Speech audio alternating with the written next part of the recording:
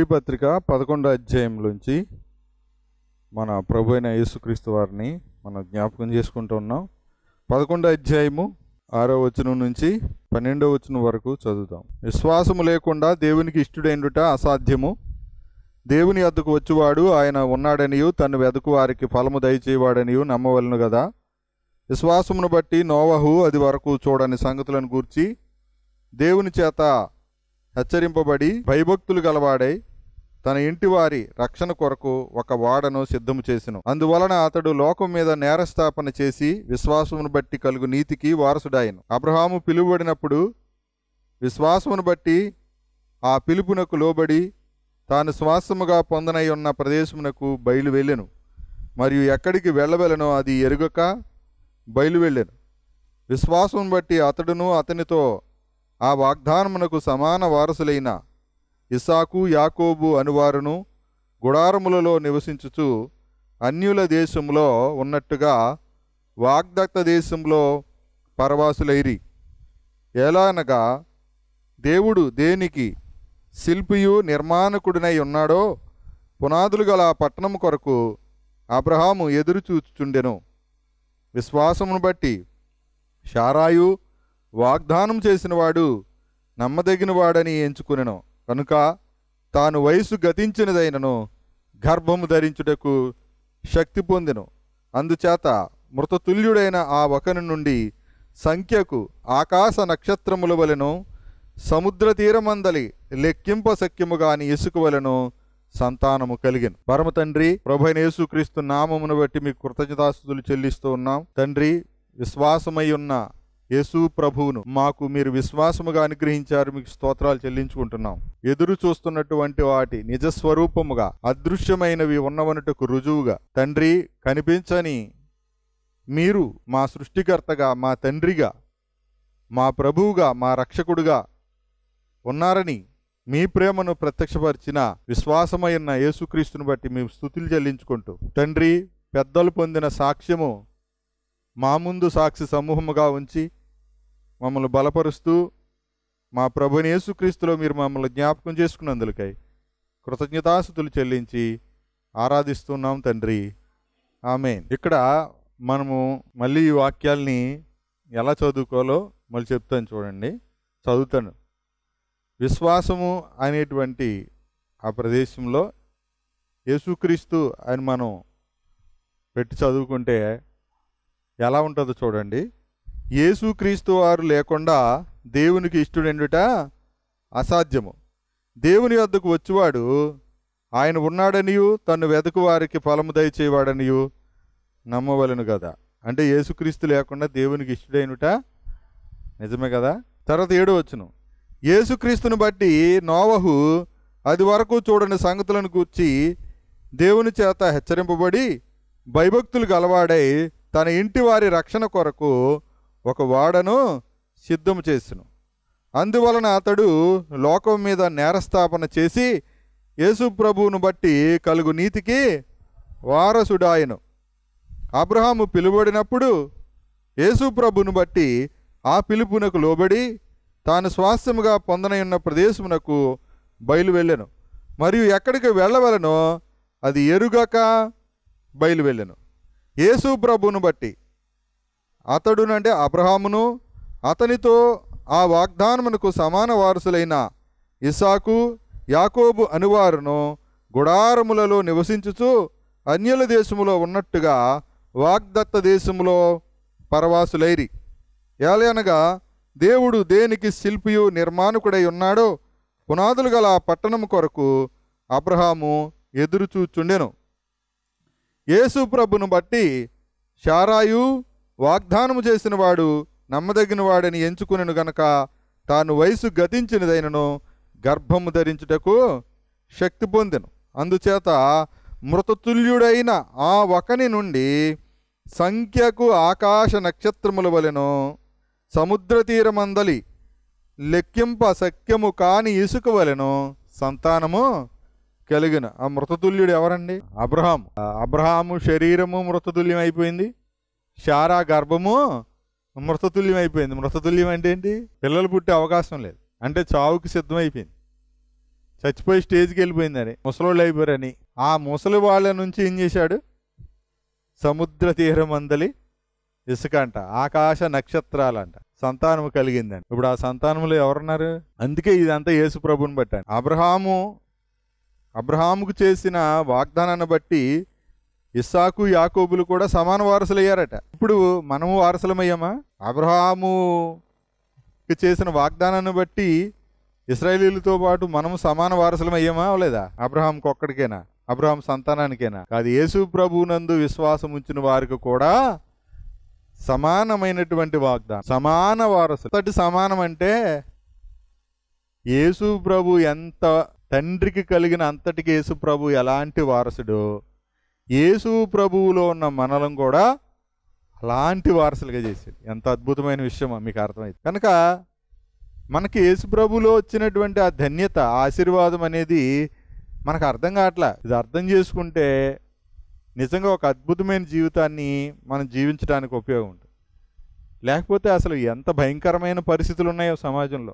సమాజం ఒక రకంగా పాడైపోయింది దేవుని తెలియక.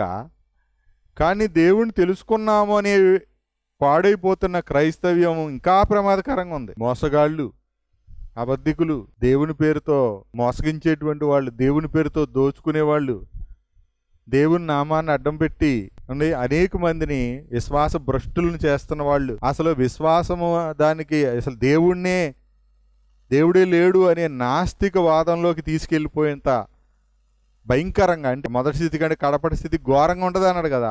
అలా చాలామంది జీవితాలు చాలా ఘోరంగా మారిపోతున్నాయి. ఎందుకు? కారణం ఏంటో తెలుసా? విశ్వాసాన్ని బట్టి జీవించాల్సినటువంటి సేవకుడు డబ్బును బట్టి సేవ చేస్తారు, జన సంఖ్యను బట్టి సేవ చేస్తున్నారు. అందుకు విశ్వాసాన్ని బట్టి జీవించాల్సినటువంటి విశ్వాసులు, దేవుని పిల్లలు, కులాన్ని బట్టి లేకపోతే ఆ సేవకుడిని బట్టి, వాడికున్న జ్ఞానాన్ని బట్టి, వాళ్ళకున్నటువంటి పరిస్థితులను బట్టి వీళ్ళు వెంటాడు. ఎవరు కూడా యేసు ప్రభు విశ్వాసకర్తను చూడలేదు, ఆ విశ్వాసాన్ని కొనసాగించే యేసు ప్రభు వారి వైపు చూడలేదు. అందుకనే అసలు దేవుడి పేరుతో జరిగే మోసం కంటే ఇంకెక్కడ ఏ పేరుతోనూ కూడా అంత మోసం జరగట్లేదు. ఇప్పుడు చైన్ స్నాచింగ్ అంట తెలుసు కదా, చైన్లు ఎత్తుకెళ్ళిపోతారు కదా మేడలు ఆడవాళ్ళు. అంతకంటే గొప్ప దొంగలు ఉన్నారు. ఎక్కడ? చర్చిల్లో. వీళ్ళేమో దొంగిలించి పారిపోవాల్సిన, లాక్కుని పారిపోవాల్సిన అవసరం లేదు, వాళ్ళే తీసిచ్చేస్తారు. ఎవరు మంచి దొంగలు? వాళ్ళ నుంచి అన్నా కాపాడుకోవచ్చేమో. ఇలాగా ఇంట్లో పెట్టో, బ్యాంకులో పెట్టో, ఎక్కడో దాచుకుని కాపాడుకోవచ్చు. లేకపోతే ఇంట్లో మెడలో రోడ్డు మీద వెళ్తున్నప్పుడు మెడలోంచి తీసి ఇంట్లో పెట్టి వెళ్ళొచ్చు బయటికి వెళ్తున్నప్పుడు. అలాగూ అది పోకుండా కాపాడుకోవచ్చు. కానీ ఈ దొంగ పాస్టర్లు ఉన్నారు చూసారా, దొంగ పాస్టర్లు, దొంగ బోధకులు, దొంగ ప్రవక్తలు, వాళ్ళైతే ఇంట్లో ఉన్నది కూడా తెచ్చి ఇచ్చేసేలా చేస్తారనమాట. మెడలో ఉన్నది తీసి ఇచ్చేసేలాగా మనమే హిప్నటైజ్ చేస్తారనమాట. అలాంటి వారిని దైవజనులని నమ్మి మోసపోయే వాళ్ళు ఉన్నారు. కానీ యేసు ప్రభువుని జ్ఞాపకం చేసుకునే వాళ్ళు కనబట్టలే. ఇప్పుడు వీళ్ళు ఉన్నారు. ఎవరు? నోవహు ఉన్నాడు కదా, 7వ వచనంలో. నోవహుకి ఎవరైనా పాస్టర్ గారు ఉన్నారా? లేరు. అబ్రహాంకి ఎవరైనా పాస్టర్ గారు ఉన్నారా? లేరు. కానీ విశ్వాసమును బట్టి అని చూస్తున్నామే. నోవహు జీవితంలో ఒక లక్షణం కనబడుతుంది. చూడండి, నోవహు అన్నాడు, అది వరకు చూడని సంగతులను గూర్చి అన్నాడు. అంటే ఏంటి? నోవహు వాడను చేసినప్పుడు వాడు ఎవరి కోసం చేశాడంట? తన ఇంటి వారి రక్షణ కొరకు వాడను సిద్ధము చేశాను. ఇప్పుడు వాడను సిద్ధపరచడంలో దేవుని ఆజ్ఞ ఉంది కదా. వాడను చేయమని ఆజ్ఞాపించింది ఎవరు? దేవుడు. కానీ ఇంటివారి రక్షణ కొరకు అంటాడేంటి? ఇంటివారితో పాటు జంతువులు, పక్షులు, జీవరాశులన్నీ జతలు గెలిచాయి కదా. కానీ నోవహు మాత్రం సిద్ధం చేసుకున్నది ఏంటంటే, ఆ నోవహు చేసే ఆ పరిచర్యలో లేకపోతే దేవుని మాట ప్రకారంగా తను కడుతున్నటువంటి ఆ ఓడలో తను మాత్రమే కాదు, తన భార్య మాత్రమే కాదు, తన కొడుకులు, కోడండ్రు, తన ఇంటి వారి రక్షణ. ఏంటండి? కాబట్టి యేసు ప్రభువుని నమ్మాము, మరి మన ఇంటి వారి రక్షణ కూడా మనం చూసుకోలేదా? మనం ఎలాగుంటామంటే, నేను పరలోకం వెళ్తే చాలు అంటాం. అసలు అంతకంటే మోసపూరితమైన మనసు ఇంకోటి ఉండదు. అది మోసపూరితమైన మనసు, అది యేసు ప్రభు మనసు కాదు. అది చూడండి ఎలా ఉంటుందంటే సాతాను ఎలాంటి మనసాక్షిని ఇస్తాడంటే స్వార్థం తొంగి చూసే విధంగా ఉంటుంది అనమాట. నేను పరలోకం వెళ్తే సరిపోద్ది అనుకుంటున్నాడంటే అది యేసుప్రభు మనసు కాదు. కానీ వీడు ఏం చేస్తాడంటే తప్పేముంది అందులో అంటే తప్పులాగా కనిపించకుండా తప్పులోకి తీసుకెళ్తాడు. అంచె దినాల్లో ఉండే మొదటి లిస్టు ఎవరు? అంచె దినాల్లో ఉండే చెడ్డ మనుషుల్లో మొదటి లిస్టులో ఎవరుంటారు? తిమోతి 2వ పత్రిక లేకపోతే 1-2 వచనాలు, 2వ పత్రిక 3వ అధ్యాయము. ఈ అపాయకరమైన కాలాలు వస్తాయి. అపాయకరమైన కాలాలు అంటే ఏంటి? ఎలా అనగా అది ఇప్పుడు మనుషుల్లో మొదటి లిస్టు. ఈ అపాయకరమైన కాలాల్లో ఉండే మనుషుల్లో ఉండే మొదటి లిస్టులో ఎవరున్నారు? స్వార్థప్రియులు. స్వార్థప్రియులు అంటే ఇష్టం ఏంటి? స్వార్థప్రియులు అంటే అర్థం ఏంటి? ఎవరో తెలియని అర్థం కాని మంత్రాలు చదువుతారట, పూజ అయిపోయింది అనుకుంటారు వాళ్ళు కదా. అలాంటిదా ప్రార్థన అంటేని? ఎప్పుడైపోతారో బాబా, ఎప్పుడు వస్తాడు ఆయన, ఎప్పుడు పూజ చేస్తాడు, ఎప్పుడైపోద్ది, ఎప్పుడు భోజనం చేయొచ్చు లేదా ఎప్పుడు భోజనాలు పెట్టేయచ్చు అని ఎదురు చూసేదా? సరే పుట్టేటప్పుడు అలా పుట్టారా? ఎప్పుడు వెళ్తాను భూమి మీదకి, మా అమ్మ కడుపులోకి ఎప్పుడు వెళ్తాను, మళ్ళీ భూమి మీద ఎప్పుడు పడతాను, సినిమాకి ఎప్పుడు వెళ్తాను అని అనుకున్నారా? మా సంబరంలో, మా ఊరు సంబరంలో ఎప్పుడు తిరుగుతాను, అక్కడ ఏళ్ళు ఎప్పుడు వేస్తాను, మ్యూజికల్ నైటు, రికార్డింగ్ డ్యాన్స్ ఎప్పుడన్నా అనుకుంటారా? ఎవరన్నా అనుకుని వస్తారా? అలాగే మరి ఎప్పుడు వెళ్ళిపోతాను అనుకుంటారా? రోజు ఎప్పుడు చచ్చిపోతాను అనుకుంటారా? దేవుడిని నమ్ముకున్న వారికి కూడా దేవుని దగ్గరికి వెళ్ళిపోవాలని ఉండదు. ఎవరన్నా చచ్చిపోతే మనుషులు ఏమన్నారు తెలుసా? దేవుడు అన్యాయం చేశాడు అంటున్నారు. ఆలోచించట్లేదు. ఇప్పుడు 2 పిల్లలు ఉండగా తల్లి చచ్చిపోయింది అనుకోండి, దేవుడు అన్యాయం చేశాడు అంటున్నారు. పాఠం నేర్చుకోవట్లేదు ఎవరన్నా. అలాగే ఎవరైనా పసిపిల్లలు చనిపోయారు అనుకోండి, తల్లికి బాధ భరించలేదంట. ఆ తల్లి భరించలేదంట. ఆ బిడ్డని ఎందుకు తీసుకున్నాడు దేవుడు? దేవుడికి హృదయం లేదా? జాలి లేదా? కనికరం లేదా? అంత కఠినంగా ఉంటాడా? ఆ పసిబిడ్డలను తీసుకెళ్ళిపోవాలా? వీళ్ళెవరైనా వ్యతిరేకంగా వీళ్ళెవరెల్లో ప్రశ్నించడానికి చెప్పండి. పిల్లలకి తల్లి చనిపోతే ఏం నేర్చుకుంది ఈ సమాజం? ఒక తల్లి చిన్న బిడ్డలు చనిపోతే ఏం నేర్చుకుంది ఈ సమాజం? ఆలోచించేయండి. ఎవరైనా తమంతట తాము పుట్టాలనుకుని ప్లాన్ చేసుకుని పుట్టారా? లేదా వాళ్ళ అమ్మ బాబు కష్టపడితే వీళ్ళు వచ్చారా? అలాగే ఎవరైనా తమ పిల్లల్ని తాము తయారు చేసుకున్నారా? నిలబడిన నేల ఎవరు చేసారు? వాళ్ళు చేసుకున్నారా? చెప్పండి. ఎలా వచ్చారు ఈ భూమి మీదకి? ఎవరు ప్రమేయంతో వచ్చారు? ఎవరు ఆలోచనతో వచ్చారు? ఇది ఏది మన ప్రమేయంతో జరగనప్పుడు ఉండే ఆయన ఎవరో అంటే మృతులను సజీవులుగా చేయవాడు, సజీవులను మృతులుగా చేసేవాడు. అంటే మనకు అర్థం కావాలి. ఆయన సర్వాధికారం కలిగిన వాడు. ఆయన ఎవరైనా ప్రశ్నించవచ్చా? ప్రశ్నిస్తే ఏం జరుగుతుంది? మనలాంటి మనసే ఉందనుకోండి, అంటే ఎవరైతే ప్రశ్నిస్తున్నారో దేవుణ్ణి, ఆ ప్రశ్నించే మనసే దేవుడికి ఉంటే, అలాంటి మనసు సేమ్ టు సేమ్ ఎవరు దేవుణ్ణి తప్పు పడుతున్నారో, ఏ విషయంలో తప్పు పట్టి దేవుడిని ప్రశ్నిస్తున్నారో అదే మనసు దేవునికి ఉంటే ఏం చేయాలి చెప్పండి? ఫస్ట్ వాడికే పనిష్మెంట్ ఇవ్వాలి, అంతేనా? ఆయనే తీసేయచ్చు కదా దేవుడు. రే నన్ను ప్రశ్నించడానికి నువ్వెవడరా అని తీసేయచ్చు కదా వెంటనే. అప్పుడు ప్రశ్నించేవాడు ఎవడని ఉంటాడా? అరే దేవుడిని ప్రశ్నించాడు, చచ్చిపోయాడు. భయపడిపోరా? మరి చేత కాక దేవుడికి సింపుల్ కదా. ప్రశ్నించిన వాడిని తీసేస్తే ఏమవుతుంది? ఒరే దేవుడు అన్యాయం చేశాడు అన్నాడు, అది చచ్చాడు అంటే అనకూడదు, అంతేనా? భయపడరా అనేసి ఇంగిత జ్ఞానం లేదా దేవుడికి? ఆ మాత్రం తెలివి లేదా? వీడికున్న తెలివితేటలు. పసిపిల్లలను తీసుకెళ్ళిపోతాడా? ఈ పాపిష్టి లోకంలో ఆ పసిపిల్లలు ఇక్కడ ఉండి ఇంకా పాడైపోయి కంటే ముందు వెళ్ళిపోయారు కదా, ఆలోచించాలి. అలాగే పిల్లలుండగా తల్లి చనిపోయింది, ఇప్పుడు ఆ పిల్లలు అనాథలయ్యారు. ఆలోచించేయండి. చచ్చిపోయి అనాథలయ్యారు. మళ్ళీ ఇంకో విధంగా చెప్తున్నాను. తల్లి చనిపోయి తండ్రి చనిపోయి అనాథలయ్యారు. వాళ్ళని ఎవరో ఒకళ్ళు పెంచుకుంటానికి దేవుడు ఎంతో మందికి ఇంకా పిల్లలు పుట్టకుండా ఎంతో మంది ఉన్నారు, వాళ్ళు ఎవరో ఒకళ్ళు పెంచుకోవచ్చు కదా. అలాగే అలాంటి అనాథలకి సాయం చేయాలి, అది నిజమైన భక్తి అని చెప్పాడా లేదా? దిక్కులేని వారిని, విధవరాండ్రను తమ ఇబ్బందుల్లో పరామర్శించుటయే ఏమన్నాడు? నిర్దోషం, అది నిష్కలంకమైనటువంటి భక్తి అన్నాడు. పక్కనే యాకోబు పత్రిక 1వ అధ్యాయము 27వ వచనం చూడండి. తండ్రి అయిన దేవుని ఎదుట చూడండి, పవిత్రమును. ఏ భక్తి ఇది? పవిత్రమైన భక్తి అంటే ఏంటి? శుభ్రంగా స్నానం చేసి వెళ్ళటం. ఆదివారం శుభ్రంగా తల స్నానం చేసి తెల్లటి బట్టలు కట్టేసుకొని, అన్యులు పవిత్రం ఇలాంటి పవిత్రత. చచ్చిపోయిన వాళ్ళు ఇంటికి వెళ్తే మైలు, స్త్రీలు కడగా ఉంటే మైలు, వాళ్ళు నట్టింట్లోకి రాకూడదు, వాళ్ళు ముట్టుకుంటే మైలు. ఇదా మైలు అంటే? పవిత్రత అంటే అదే? ముట్టుకోకుండా ఉండటమా? శుభ్రంగా స్నానం చేయడమా? చెప్పండి. అది శరీర శుభ్రత మాత్రమే. కానీ పవిత్రమును నిష్కలంకమైన భక్తి ఏదనగా దిక్కులేని పిల్లలను విధవరాండ్రను వారి ఇబ్బందుల్లో పరామర్శించుటయు ఇహలోక మాలిన్యము తనకంటకుండా తాను కాపాడుకునుటయే అన్నాడు. ఇప్పుడు చెప్పాడు, ఎంత చక్కగా చెప్పాడు చూడండి. దిక్కులేని పిల్లలను ఇబ్బందుల్లో పరామర్శించటము దేవునికి ఇష్టమైన పవిత్రమును నిష్కలంకమైన భక్తి అంటున్నాడు. అంటే దేవుణ్ణి నమ్మటం, దేవుణ్ణి ఆరాధించటం, దేవుణ్ణి కొనియాడటం, దేవుణ్ణి పూజించటం అంటే అర్థం ఏంటంటే దిక్కులేని పిల్లలను తమ ఇబ్బందుల్లో పరామర్శించటం. అది పవిత్రత, అది నిష్కలంకమైనటువంటి భక్తి అంటాడు. అంటే కలంకం లేని పేరు పెట్టడానికి సరిపోం ఆ భక్తికి. ఏమైనా అర్థమైంది మీకు?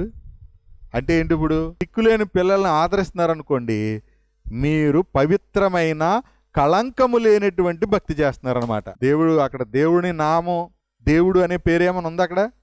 లేదు. కానీ మీరు దేవుడి సేవ చేస్తున్నారు, భక్తి చేస్తున్నారు. పవిత్రమైన భక్తి, నిష్కలంకమైన భక్తి ఎలా చేస్తున్నారు? అక్కడ ఎవరో ఏ పేరు లేదు, యేసు పేరు లేదు, ఇంకొక ఆయన పేరు లేదు. అక్కడ భక్తి చేస్తున్నారు. దిక్కులేని పిల్లలను ఆదరిస్తున్నప్పుడు, విధవరాండ్రను పరామర్శిస్తున్నప్పుడు, తర్వాత అంటాడు మూడోది, ఇహలోక మాలిన్యము. అది విషయం. ఇహలోకంలో మాలిన్యం ఉంది, చెడుంది, దుర్మార్గం ఉంది. అది అంటకుండా కాపాడుకొనుట అన్నాడు. అంటే అంటకుండా కాపాడుకునే బాధ్యత మనకు ఉందా లేదా? నేను బురదలో దిగుతాను, నాకు మంట అంటుకోకూడదు. నేను సంబరంలో తిరుగుతాను, నాకు ఎటువంటి కళంకం అంటుకోదు. ఏమైనా కుదురుతుందా? చెప్పండి. కాబట్టి ఈ లోకంలో నిజంగా భక్తి చేయడం అంటే ఏంటి? ఆ ఎటువంటి కళంకము కూడా, ఇహలోక మాలిన్యం అంటకుండా చూసుకోవడం, అది పవిత్రమైన భక్తి. ఈ లోకంలో మాలిన్యం ఉంది. స్నానం చేయకపోవడం మాలిన్యం కాదు, చెమట కంపు వచ్చేసేటటువంటి మాలిన్యం కాదు. లేకపోతే ఇంట్లో ఎవరన్నా చచ్చిపోతే మనకందరికీ, ఇంట్లో వాళ్ళందరికీ మాలిన్యం వచ్చేది. శుభ్రంగా స్నానం చేస్తే ఏమవుద్ది? శరీర మాలిన్యం పోతుంది కదా. అందుకనే పేతురు బాప్తిస్మాన్ని ఏమని చెప్పాడు? శరీర మాలిన్యాన్ని తీసేయడం కాదట. చూడండి, పేతురు రాసిన మొదటి పత్రిక 3వ అధ్యాయము 21వ వచనం చూడండి. 8 మంది నీటి ద్వారా రక్షణ పొందారట. ఇది నోవహు వాడేనా?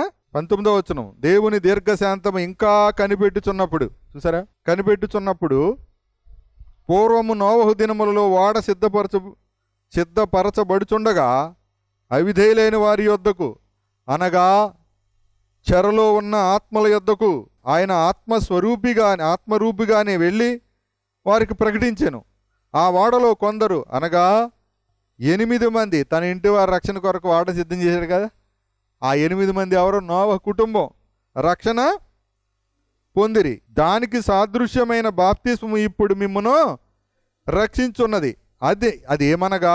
అదేదనగా అది శరీర మాలిన్యము తీసివేయుట కాదు గాని యేసుక్రీస్తు పునరుద్ధాన మూలముగా దేవుని విషయము నిర్మలమైన మనస్సాక్షి ఇచ్చే ప్రత్యుత్తరమే అన్నాడు. అంటే దేవుని విషయంలో నీ మనస్సాక్షి ఏంటి? ఇప్పుడు బాప్తిజం అంటే శరీర మాలిన్యం తీసివేయట కాదు. రోజు స్నానం చేస్తున్నాం కదా ఏంటి?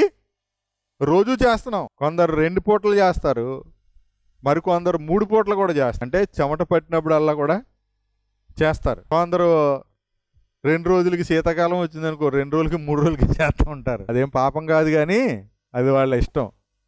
అంటే శరీర మాలిన్యం స్నానం చేస్తే పోతుంది. మరి బాప్తిస్మములో శరీర మాలిన్యం పోయిందా? ఏం జరిగింది? నిర్మలమైన మనస్సాక్షి. ఏ విషయంలో? దేవుని విషయంలో. ఎలా వచ్చింది? యేసుక్రీస్తు పునరుద్ధాన మూలముగా అన్నాడు. అంటే అర్థం ఏంటి? యేసుక్రీస్తు మృతుల్లోండి లేచాడు. అసలు చచ్చిపోయింది ఎందుకు?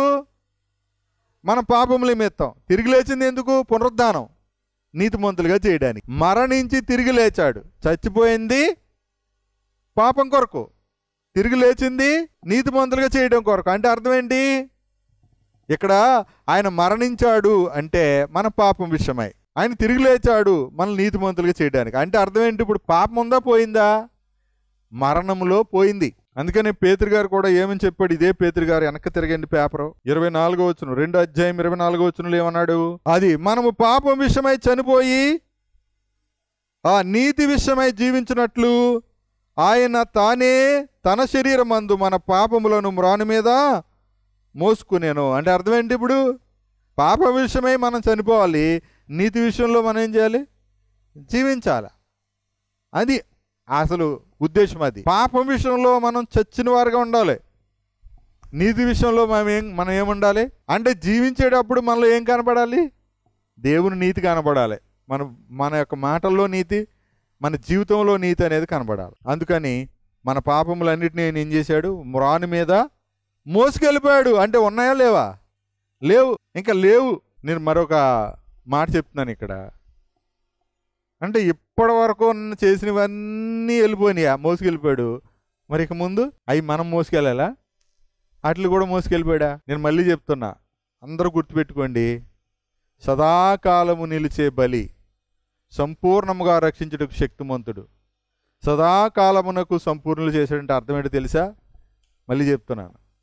యేసు ప్రభు మరణించి తిరిగి లేచిన ఆ రోజు నుంచి యేసు ప్రభు మరలా సంఘాన్ని తీసుకెళ్ళడానికి వస్తాడు కదా, అప్పటి వరకు, రెండవ రాకడ వరకు ఎంతమంది పుట్టి యేసు ప్రభుని విశ్వసిస్తారో వాళ్ళందరి ప్రతి పాపము నమ్మక ముందర, నమ్మిన తర్వాత కూడా ఎక్కడైనా పడిపోయినా ఆ ప్రతి పాపాన్ని కూడా యేసు ప్రభు సిలువలో ఏం చేశాడు?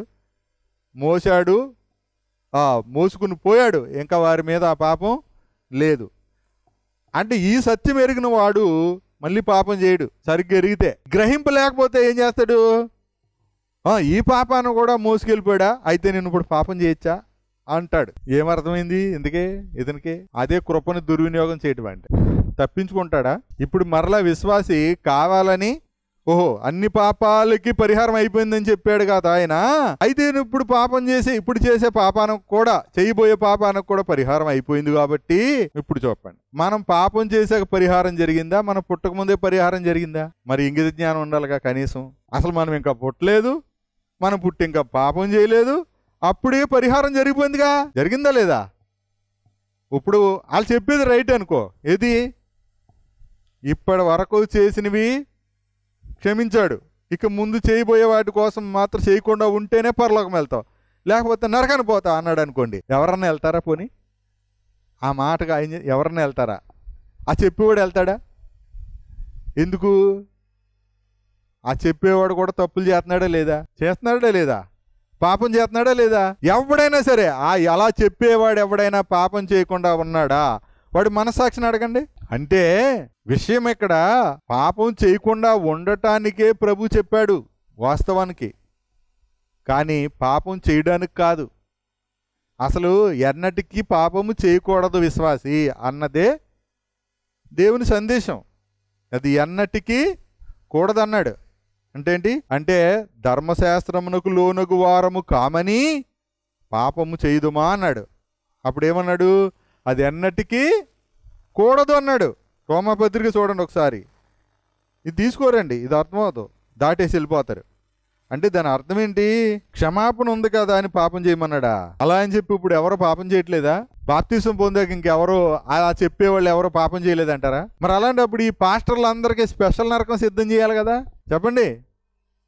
విశ్వాసమును బట్టి నీతిమంతులం అయ్యాము, యేసుక్రీస్తు పునరుద్ధానము. మనం ఇంకా పుట్టలేదు అంటే, మనం పుట్టక ముందరే పరిహారం జరిగిందంటే మనం పుట్టిన తర్వాత పాపం చేస్తామనే కదా.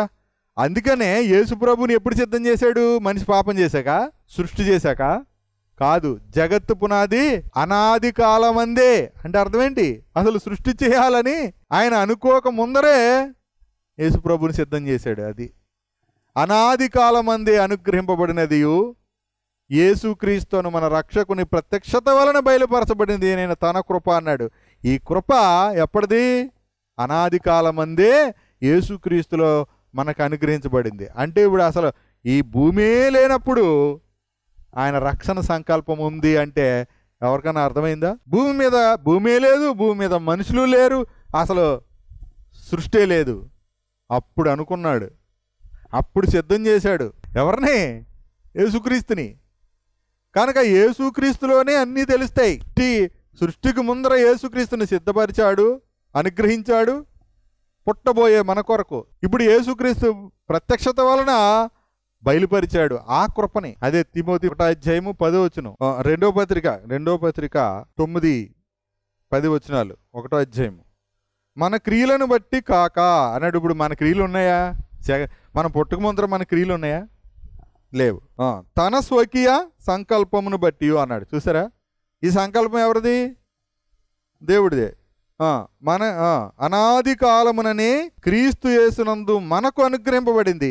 అనుగ్రహింపబడినదియు క్రీస్తు యేసును మన రక్షకుని ప్రత్యక్షత వలన బయలుపరచబడినది నేను తన కృపను బట్టి మనల్ని రక్షించి పరిశుద్ధమైన పిలుపుతో ఆయన మనలను పిలిచాను. ఆ క్రీస్తు యేసు చూడండి, మరణమును నిరర్ధకము చేసి జీవమును అక్షయతను సువార్త వలన వెలుగులోనికి తెచ్చాను. అంటే ఇప్పుడు ఇది ఎప్పుడుది?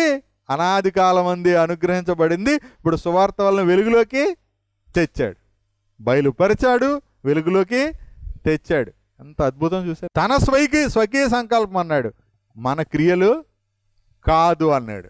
మనం క్రియలు చేయాలంటే పుట్టాలి కదా? పుట్టాలా లేదా? పుట్టాలి.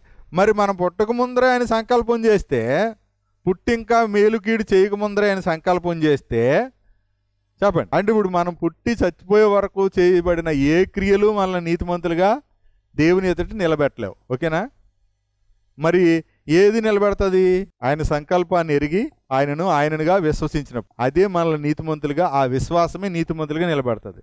ఇప్పుడు పెద్దలు పొందిన సాక్ష్యం ఏంటి?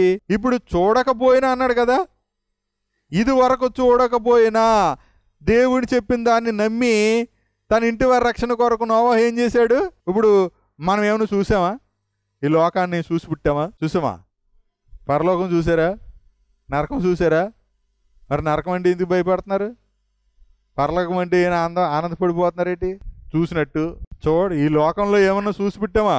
మరి దీంట్లోనే అసలు అయోమయం అయిపోయింది. ఇంకా చూడనట్లు ఇప్పుడు వచ్చాక చూసాం. ఇది చూసిన తర్వాత ఈ ప్రపంచం ఎంత గందరగోళంగా ఉంది. మరి చూడని వాటిని ఎలా తెలుసుకుంటామండి? అక్కడికి వెళ్ళాక కదా తెలుస్తుంది. అందుకే మనం ఏమవుతామో మనం ఇక తెలియదు. కానీ ఆయన వచ్చినప్పుడు ఆయనను పోలి ఉంటాం, ఆయనను చూస్తాం అన్నాడు కదా. కనుక ఇప్పుడే ఇవన్నీ కూడా మనకి ఆయన వెలుగులోకి తెచ్చాడు. సువార్త వలన దైవ రహస్యాలు, దేవుని మర్మం క్రీస్తు వెలుగులోకి వచ్చాడు. మనం తెలుసుకుంటున్నాం ఆయన శక్తిని, ఆయన ప్రేమను, ఆయన అనుగ్రహాన్ని, ఆయన సంకల్పాన్ని, ఆయన నిత్య సంకల్పాన్ని, ఆయన నిత్య రక్షణను, నిత్య జీవాన్ని, అక్షయతను, జీవాన్ని తెలుసుకుంటున్నాం మనం. అక్షయత, జీవమును అక్షయతను ఏం చేశాడంటే వెలుగులోకి తెచ్చాడట. అంటే అసలు ఈ జీవము అక్షయత అంటే నాశనము లేని స్థితి, నిత్య జీవం ఎవరికి ఎంత ఈ సైంటిస్టులకి, ఈ శాస్త్రవేత్తలకే అర్థం కాల, గ్రహింపు లేదు. యేసు ప్రభు ద్వారా వాటిని ఏం చేశాడు? వెలుగులోకి తెచ్చాడు. అంటే ఈ ఒక్క వచనంలో ఎక్కడ ఉంది? అనాది కాలము నుండి ఇప్పుడు యేసుక్రీస్తు కాలం, ఇప్పుడు మన కాలం వరకు ఈ వాక్యం చెప్తుంది.